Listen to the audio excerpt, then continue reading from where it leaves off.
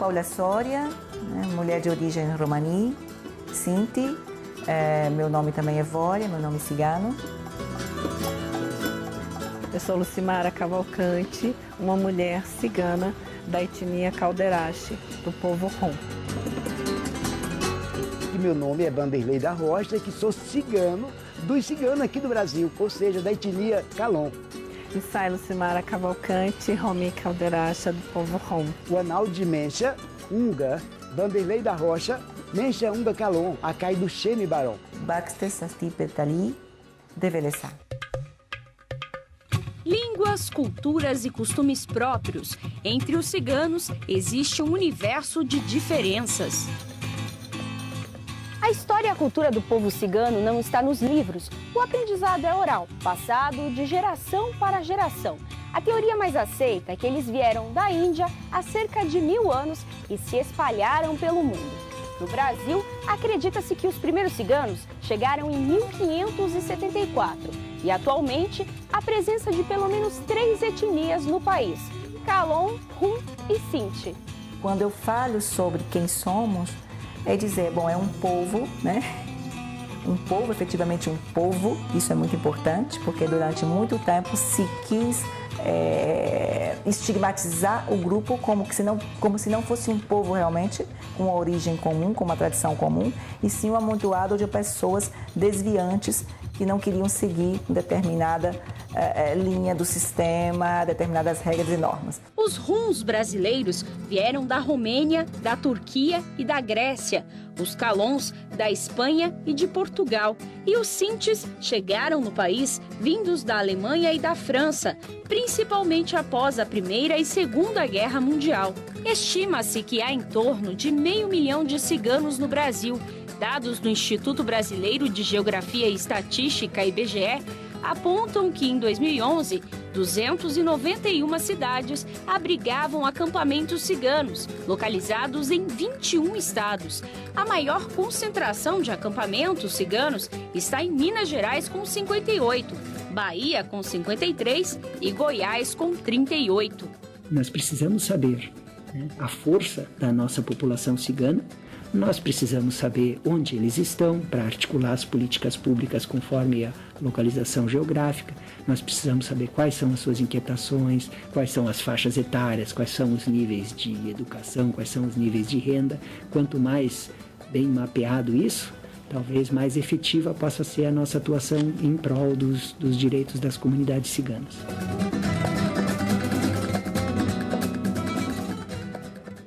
As tradições culturais mudam de acordo com cada núcleo familiar, mas o preconceito é sofrido por todos os ciganos. Um dos preconceitos é: cigano não gosta de escola. Outro preconceito: o cigano rouba a criança. Outro preconceito: são boêmios. Um outro preconceito é: não fiquem perto deles. Sempre assim. E este preconceito, ele vem desde quando foi deportado de Portugal. Quando viemos deportados de Portugal. Em algum momento, estávamos aí com o circo e houve a denúncia de que haviam crianças roubadas, entre outras denúncias. Então, nessa de criança roubada, eu fui como uma criança roubada, tirada do seio da minha família e levada para a instituição, né? E isso aconteceu comigo, aconteceu com outras crianças. E há uma história de perseguição. Por que disso? É difícil a gente falar, né? Mas a diferença, né? O modo de ser diferente de outros grupos, isso atinge vários outros grupos, né? É o racismo.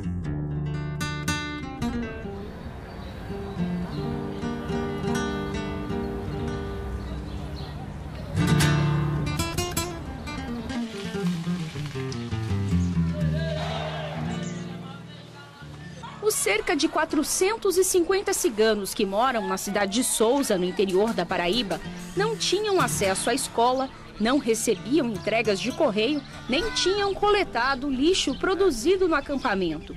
No estado, o preconceito também é forte. E teve uma vez que veio 250 homens da polícia militar para dentro das comunidades, até as panelas que tinha no fogo, eles apiaram e olhavam o que era que tinha dentro, atrás de droga e de arma. E graças a Deus, logo aqui na nossa comunidade, graças a Deus, meu Deus, eu dou graças a Deus todo dia, não existe. Aliado do povo cigano, o Ministério Público Federal trabalha para melhorar as condições de vida das comunidades e para combater a discriminação. Eu, quando comecei a trabalhar com os ciganos, por exemplo, em 91, eu assinava uma declaração pública dizendo: declaro que conheço o cigano fulano de tal e afirmo que, nos termos da Constituição, ele tem o direito a livremente circular com suas pessoas e seus bens, não ser incomodado, não ser preso, senão em prisão em flagrante delito ou pela ordem fundamentada de autoridade competente, sendo que, se por alguma razão for preso, molestado ou constrangido por uma autoridade policial, isso é um crime de abuso de autoridade ou constrangimento ilegal. Qualquer dúvida, telefone para fulano de tal, Luciano Marimai, no telefone número tal. E isso, o cigano, então, tinha alguém em concreto que ia ouvir a queixa dele e agir em defesa dele.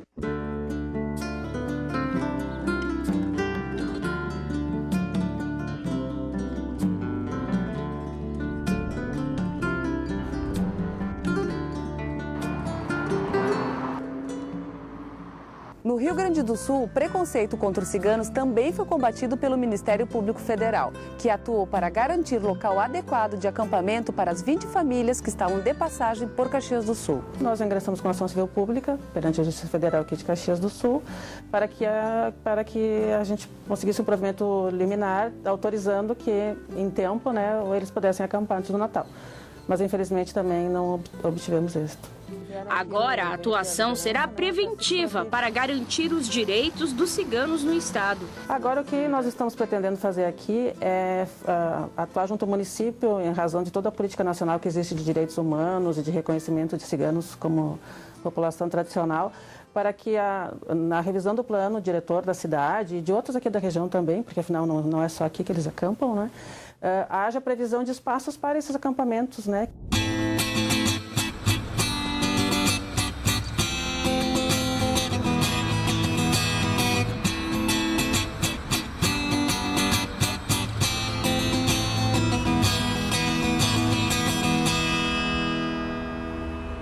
Esses ciganos calons são de Brasília e aqui as mulheres também colaboram. Além de cuidarem da casa e dos filhos, vendem panos de prato nas ruas, trabalho que sentem orgulho, mas muitas vezes não é compreendido pelas pessoas.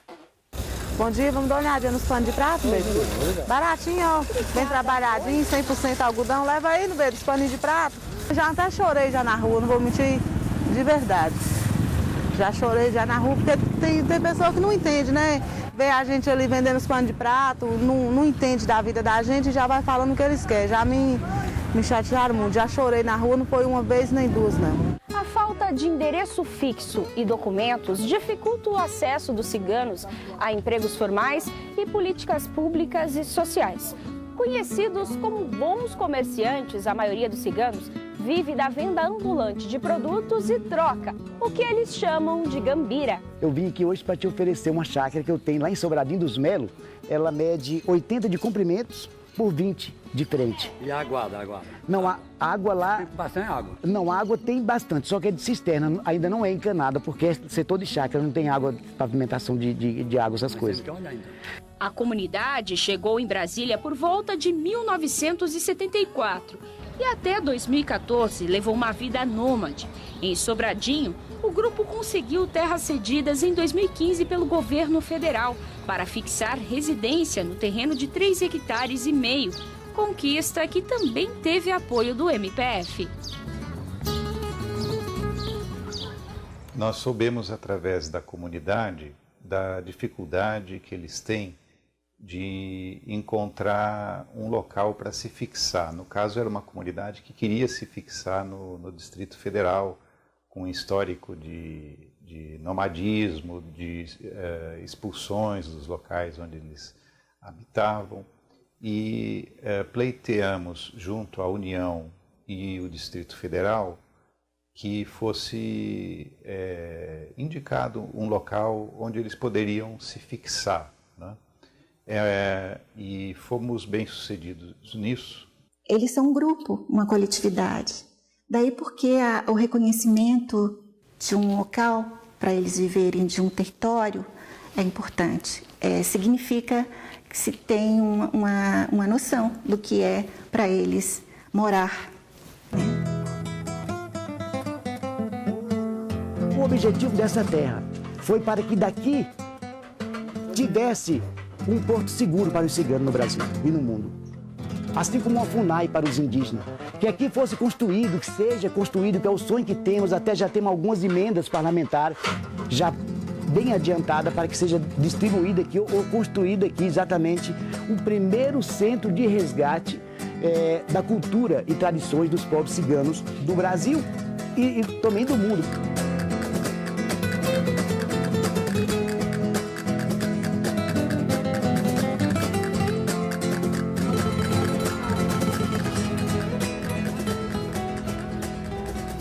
Os sonhos também se multiplicam aqui no bairro São Gabriel, em Belo Horizonte. Esses ciganos foram os primeiros do país a terem a posse da terra onde vivem. E a comunidade ainda foi reconhecida como patrimônio cultural da capital mineira.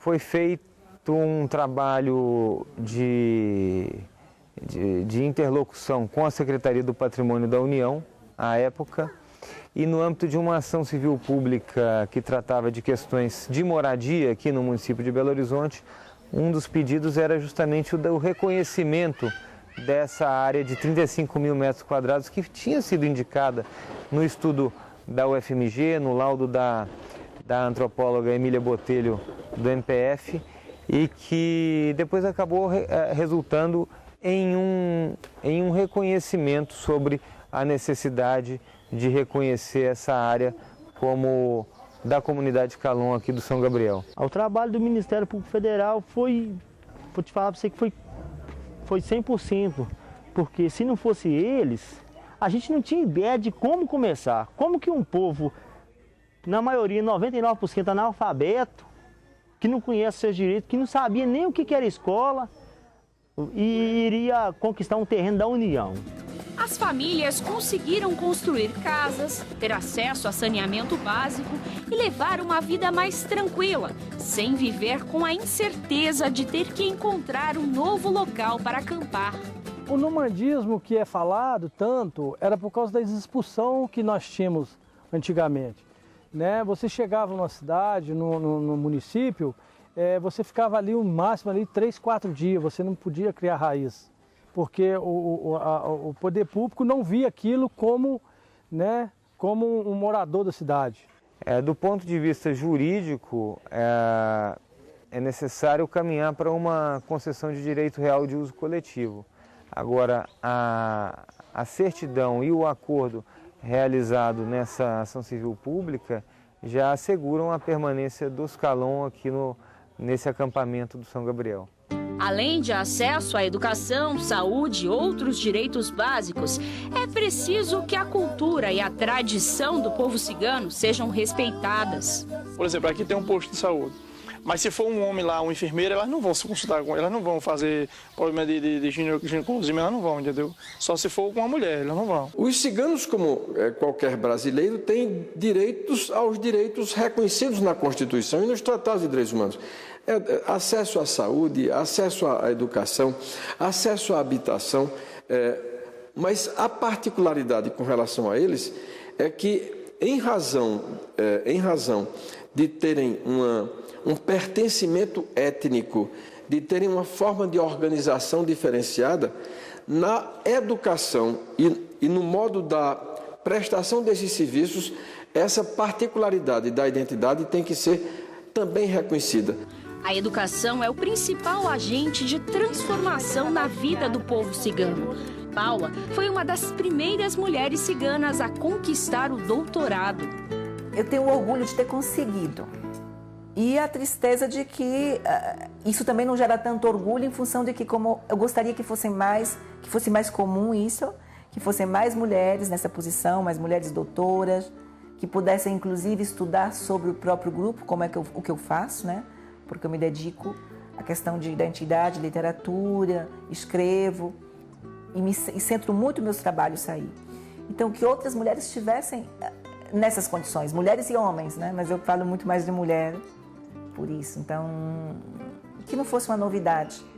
De acordo com o levantamento da Companhia de Planejamento do Distrito Federal, Codeplan, 43% dos ciganos de Brasília são analfabetos e 80% deles têm até 34 anos.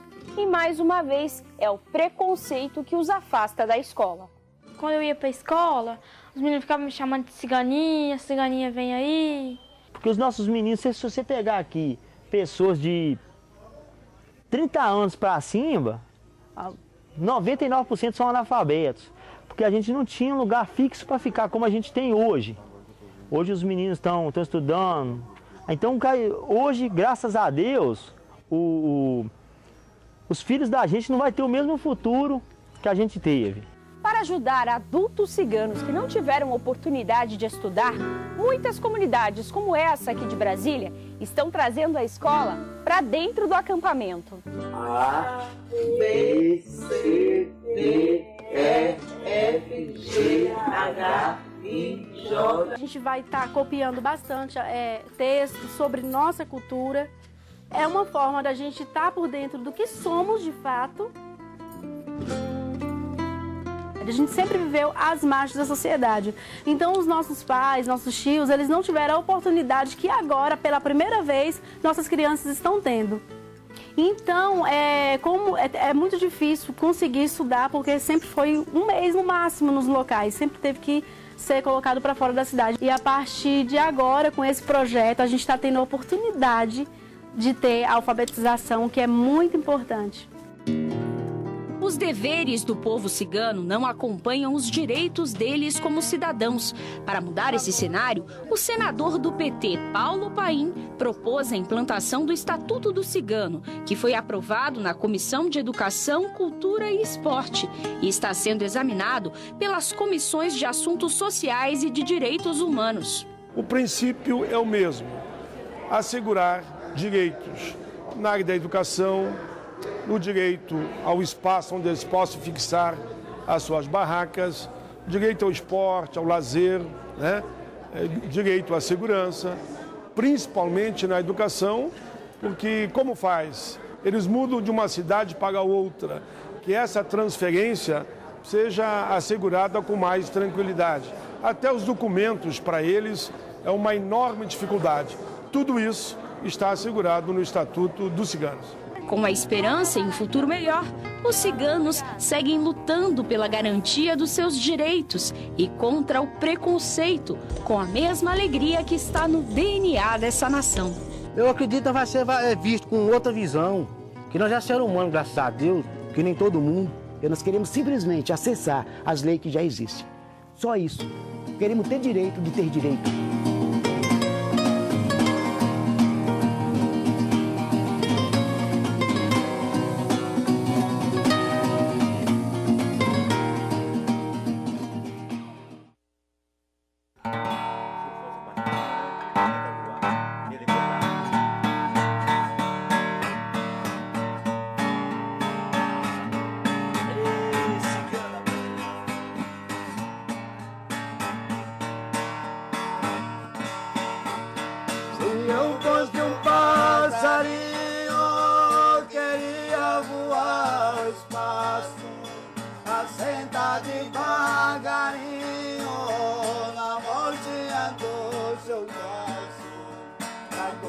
do seu carinho, aliviar a dor que passo. Queria te dar um beijinho e depois um forte abraço. Aí, moçada, o coração desse cigano que é uma sofre, companheiro. Você partiu e me deixou numa negra cidade, sofrendo tanta amargura e chorando de saudade. Para coração sofre bastante pra dizer mesmo a verdade. Para mim já não existe a tal da felicidade.